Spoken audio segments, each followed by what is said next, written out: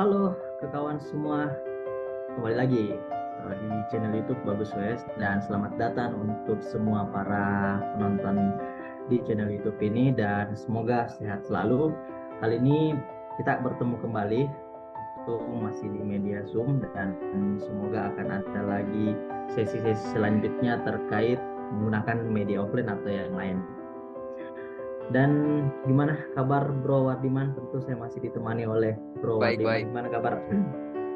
baik, Pak Oke. Bagus. Ya. Jadi kali ini bro kita coba ngangkat isu.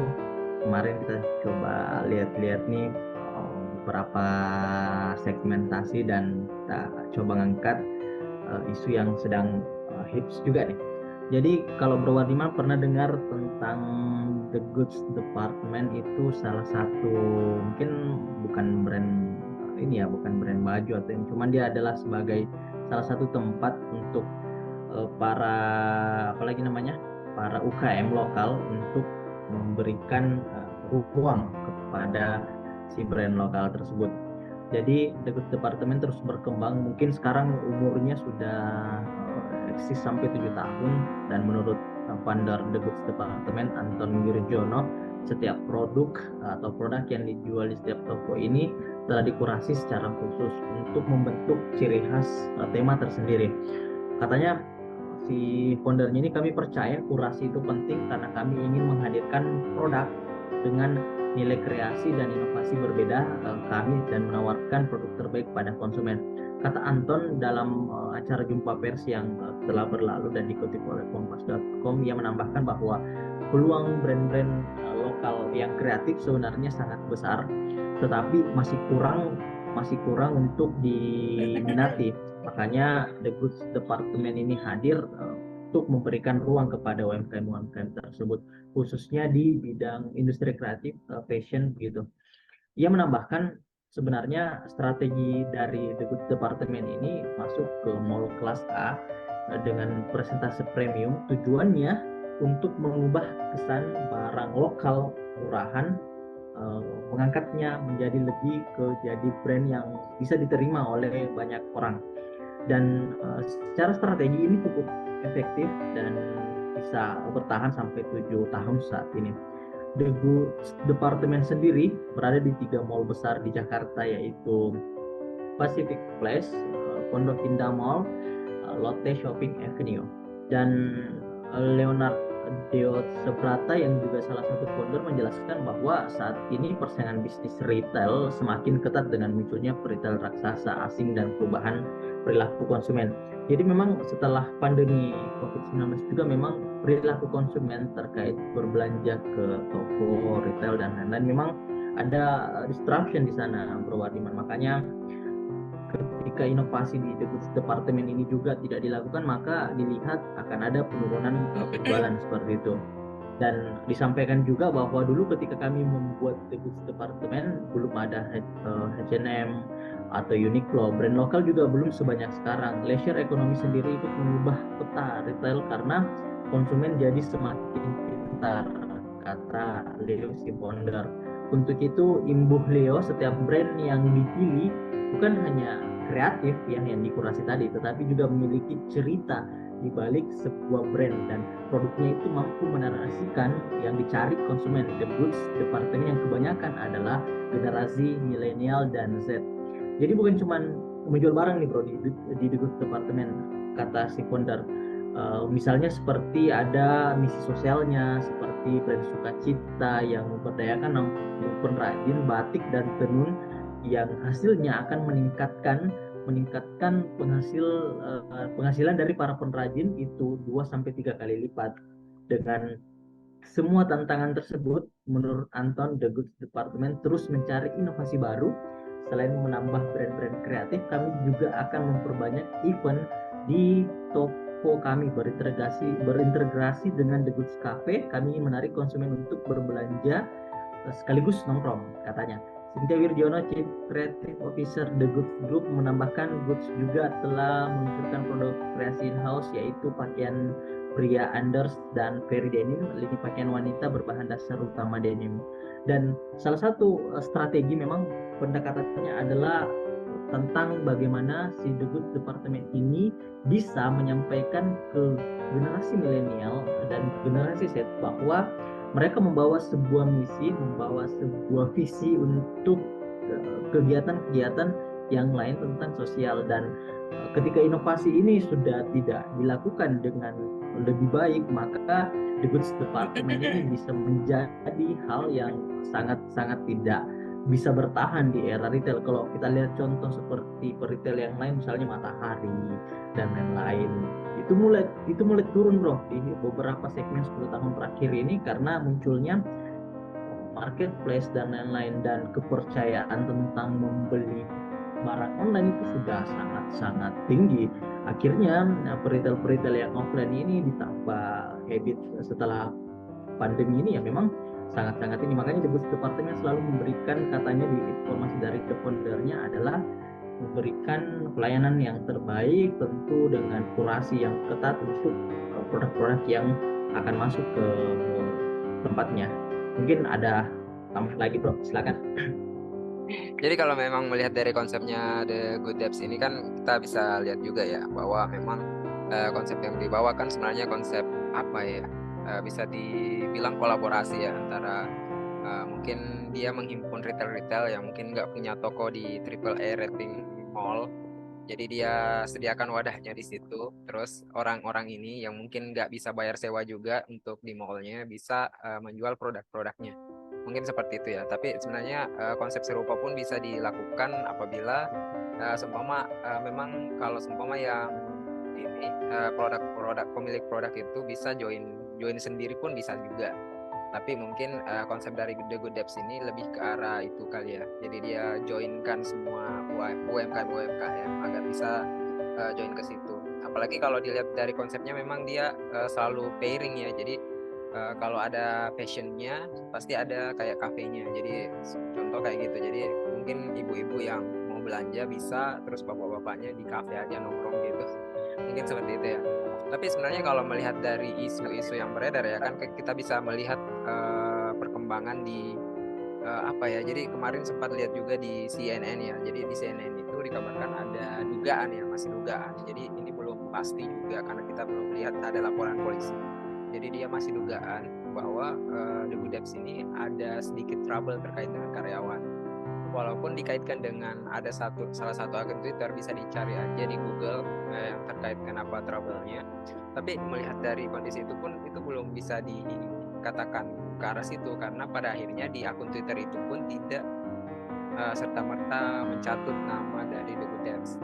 Makanya kalau kita mau linkkan juga itu pasti kenanya hanya terkait asumsi. Walaupun di situ memang di CNN dijelaskan terkait dengan dugaan bahwa The Good Debs ini melakukan pemecatan karyawan secara tidak fair. Tapi itu masih praduga ya. Jadi walaupun dilinkkan juga ke akun Twitter, tapi di akun Twitter sebenarnya tidak mencatut The Good Debs. Jadi kita nggak tahu di akun Twitter itu sebenarnya dia mengarah kemana, dan di CNN ini mengarah kemana. Makanya kalau kita melihat, tapi yang tidak kalah pentingnya logiknya adalah sebenarnya yang sangat interesting adalah dengan hal ini The Good Debs ini namanya jadi naik. Awalnya saya nggak tahu tuh The Good Debs ini apa gitu. Saya nggak tahu dia perusahaan apa, bidangnya apa, terus jualannya apa, produknya apa. Tapi dengan adanya isu yang beredar ini sampai-sampai mungkin di Google Trends ya, kalau kita lihat hampir 20.000 yang nonton yang menjadi tren. Tapi yang tren itu terkait dengan hal-hal pradugaan itu yang tadi terkait dengan karyawannya. Terlepas mungkin kalau mau baca kronologi yang dicatut di Twitter itu bisa dicari sendiri terkait dengan itu. Tapi di dalamnya memang kalau dilihat trouble-nya memang terkait dengan mekanisme in dan out-nya ya. Jadi kalau kita membahas sedikit terkait dengan proses yang terjadi di perusahaan, apalagi retail itu kan ada catatan pembukuan. Jadi pasti kita ada barang masuk, terus ada barang keluar. Terus yang trouble-nya ternyata di situ ada miss terkait dengan jumlah barang keluar. Dan itu disitulah mulai permasalahannya kalau kronologi yang di Twitter ya. Tapi kita belum bisa mengaitkan hal tersebut dengan The Good Debs. Terus kalau melihat dari konsepnya memang Kembali lagi ya, kalau kita melihat dari konsep retail jualan itu memang, apalagi kita menggabungkan banyak brand ya dalam satu tempat, di mana konsep kepercayaan memang pasti menjadi trouble tersendiri bagi perusahaan itu sendiri ya. Karena pada akhirnya ini banyak kepala loh. Jadi terlepas dari kita penyedia jasa, tapi kita bukan pemilik produk. Jadi bukan kayak orang numpang ke kita, tapi kita butuh produknya dia kan. Sama aja kayak konsepnya Grab sama Gojek. Jadi saling keterkaitan antara Grab dan Gojek dengan penyedia makanan-makanan yang di warung itu kan sebenarnya banyak kepala tuh. Penyedia warung, penyedia makanan itu kan makanannya mereka mau tidak pasarkan di Gojek, mau tidak pasarkan di Grab, terserah mereka. Tapi kalau seumpama Grab dan Gojek tidak bisa mengcapture pasar itu, maka kita sebagai customer pun akan nggak lengkap nih, di Gojek Grab nggak bisa pesan makanan. Sama halnya di GoodDeps. Jadi kalau melihat dari konsepnya memang tricky-nya di situ. Karena pada akhirnya kalau pemilik barang tersebut ini banyak yang udah mundur dari The Good Debts, pasti kembali ke situ. The Good Debts-nya pasti nggak bisa dapat ini, makanya pasti yang dijaga kemudian adalah reputasi. Dan saya yakin kalau memang reputasinya ingin dijaga, pasti kita harus telusuri dulu apakah isu-isu yang beredar yang sekarang ya, yang menjadi tren terkait dengan The Good Debts itu benar atau tidak. Seperti itu sih Pak Bagus. Tapi kalau memang mau dicari di Twitter sangat mudah sih. Coba aja dicari beritanya di CNN, karena ada tuh isu terkait dengan The Good Debts itu. Mungkin itu Pak Bagus. Iya benar bro, saya juga awalnya sebelum ada yang random ini, The Good Step ini nggak pernah muncul di pikiran saya dan terlintas. Bahkan kita aktif melihat sosial media, saya juga tidak melihat ini sebagai sebuah brand malah, atau bahkan corporate yang startup yang sering kita dengar gitu. Bahkan di akurat.co ini menyatakan bahwa baru-baru ini jagat dunia maya dihebohkan dengan adanya kasus yang melibatkan salah satu brand ternama, dikatakan salah satu brand ternama. Jadi memang mungkin kita aja yang kurang update terkait The Goods Department ini, dan nama Goods Dev ini terseret karena diduga memaksa diduga memaksa karena untuk mengundurkan diri atau ganti rugi barang yang hilang, yang tadi disebutkan oleh Bro Wardiman bahwa ada stock of name dan ternyata ditemukan seperti itu yang sedang beredar secara isu ya. Dan nama brand ini masuk dalam jajaran trending topik di media sosial Twitter yang tadi Bro Wardiman juga bilang bahwa memang brand ini sangat-sangat muncul, bahkan memberikan trending dan memperlihatkan bahwa ternyata brand ini sudah lama. Kalau tidak ada mungkin case yang lagi trending ini, mungkin The Goods Department kalau dia nggak buka cabang mungkin di daerah Sulawesi atau di mana, mungkin kita nggak sampai akan tahu nih bro. Dan ada beberapa fakta ya tentang si The Goods Department ini, bahwa pertama sebuah konsep store berbasis di Jakarta. The Goods Department merupakan sebuah konsep store yang sudah ada ini sejak 2011 atau 2012 itu. Brand ini dikelola oleh PT Cipta Retail Prakarsa. The Goods Department Store didirikan oleh Anto Wirjono yang disebutkan pada tahun 2010. Anto Wirjono merupakan seorang DJ yang kemudian terjun menjadi pelaku bisnis, dan ia berhasil mengembangkan industri dan brand lokal. Anto Wirjono mulai dikenal publik setelah sukses dengan Rexport Market dan kemudian The Goods Department. Dan fakta kedua, memiliki berbagai macam brand. The Goods Department mengklaim menjadi suatu wadah kurasi produk dalam negeri untuk mampu bersaing dengan produk-produk di internasional. Makanya beberapa brand milik mereka antara lain The Goods Cafe, The Goods Burger, The Goods Dinner. Mereka juga menyelenggarakan berbagai macam acara seperti peluncuran produk, peluncuran pameran seni, film, dan lainnya. Saat ini The Goods Department telah memiliki 8 toko yang tersebar di berbagai pusat perbelanjaan. Dan fakta ketiga ya yang baru-baru ini namanya terseret kontroversi. Brand lokal ini menjadi serbuan warganet setelah curhatan salah satu karyawannya viral di Twitter. atas utas yang diunggah oleh akun Dia Laras Satya tadi di bulan November, lalu menuliskan lebih dari 30 utas di Twitter Ya, dan tapi di akun Twitter itu nggak memberikan mencatut dampak namanya Good Debs trending. ya. Itu yang harus Ya, diklarifikasi kembali ya. nggak Jadi mencatat. nggak ada tulisan Good Betul Debs betul. di akun Twitter itu tadi. Terlepas dari skenarionya Ya, yang lengkap dari awal sampai akhir, kalau lu baca ceritanya itu kayak cerita novel, Pak. Tapi mungkin ya itu dia. Memang di Twitter Mm, itu kalau kita ingin melihat ya dari beberapa utas yang viral itu bro, memang ceritanya selalu disusun dengan baik bro. Jadi orang yang mau menarasikan sesuatu di Twitter dengan utas yang mungkin tidak terlalu panjang tetapi mm. bisa memberikan dampak yang luar biasa akan viral bro. Dan postingan seperti ini pun juga memberikan apa ya dampak untuk entah ini kalau kita lihat yang merugikan Debit Departemen meskipun Ya, juga karena di pada satu akhirnya sisi. kita belum tahu juga sih. Karena kan ceritanya yang terjadi sekarang ini yang beredar isu. Jangan sampai sebenarnya ada double edge jadinya. Jadi kalau seumpama kita yang seumpama di luar Sulawesi, di luar Jawa ya, yang mungkin nggak paham terkait dengan debts, bisa tahu juga perusahaannya. Jadi kalau ekspansi mungkin lebih baik lagi, bisa lebih jauh lagi kan. Kalau seumpama dia mau promosikan, oh ini yang kemarin yang sempat isu itu ya, tapi walaupun isunya belum benar ya, belum tentu benar. Tapi kalau seumpama sebaliknya pun ini bisa jadi bumerang juga. Jangan sampai memang isunya tidak benar, tapi ternyata the good debts-nya ini kecolongan. Jadi kayak, wah kita nggak usah beli di tempat itu karena itu katanya dia ini zolimi karyawan kayak gitu kan.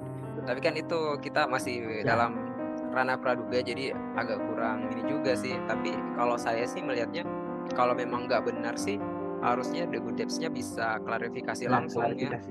Karena ini kalau bisa dilihat-lihat sangat merugikan sih. Tapi mungkin sih tinggal tunggu timing sih, karena kalau dia semakin viral juga sebenarnya itu advertising yang bagus sih, walaupun memang ranahnya negatif ya. Tapi kalau memang tidak benar, ini bisa jadi timing. Setelah klarifikasi, the good debts-nya kan tetap dikenal sama orang luar. Terlepas dari mungkin apa yang jadi trending di Twitter itu belum tentu benar juga. Karena kita sebagai pangsa pasar zaman sekarang ya, kan itu harus juga klarifikasi diri terkait dengan info-info yang beredar. Karena belum tentu juga info itu, jangan sampai hanya propaganda kan. Ya, mungkin itu aja sih Pak Bagus. Jangan sampai itu propaganda doang sehingga kita sebenarnya dicengkoki dengan hal-hal yang membuat kita menjadi orang-orang negatif. Belum benar kepastiannya. Oke. Iya, betul, Jadi betul. mungkin itu bro, kita akan tunggu perkembangannya dan saya pikir sih kalau kita baca dari alur cerita dan fakta-fakta yang sudah ada, yang misalnya departemen memiliki kurasi yang ketat terkait misi dan visi mereka untuk memajukan brand-brand lokal, karena setahu saya juga seperti kolaborasinya dengan Garuda Indonesia, kolaborasinya dengan Erigo, memang ini memberikan hal baik ya, bahwa produk-produk brand lokal yang ada di Indonesia bisa menjadi alternatif atau wadah untuk kebanyakan brand-brand kita yang seharusnya memang sudah bisa naik kelas begitu. Ya, Mungkin itu saja bro, tapi yang ingin saya sampaikan lebih jauh bahwa bisnis apapun itu inovasinya harus tetap baik, harus tetap ada dan bisa memberikan value yang lebih, karena biar bagaimanapun ini adalah sebuah bisnis yang ketika berjalan di tempat tidak akan bisa maju-maju gitu bro. Mungkin seperti itu. Apakah masih ada lagi bro? ya, saya sempat teringat juga sih Pak Bagus terkait dengan satu hal, mungkin mentornya Pak Bagus ya, bilang kayak ini apa ya? Jadi dia bilangnya kayak gini, usaha itu yang jelas dijalanin terus aja. Kalau gagal itu mah biasa kan. Jadi yang enggak, setelah gagal di-improve apanya gitu. Jangan sampai lu gagal terus harapkan hal yang sama ulang kali. Itu pasti gagal-gagal terus. Tapi kalau di-improve selama jalan pasti ujungnya itu sukses. Tapi kalau Oh seumpama ya, lu berhenti di tengah jalan, artinya ya udah pasti nggak sukses. Bisa trade in waktu lu kapan aja.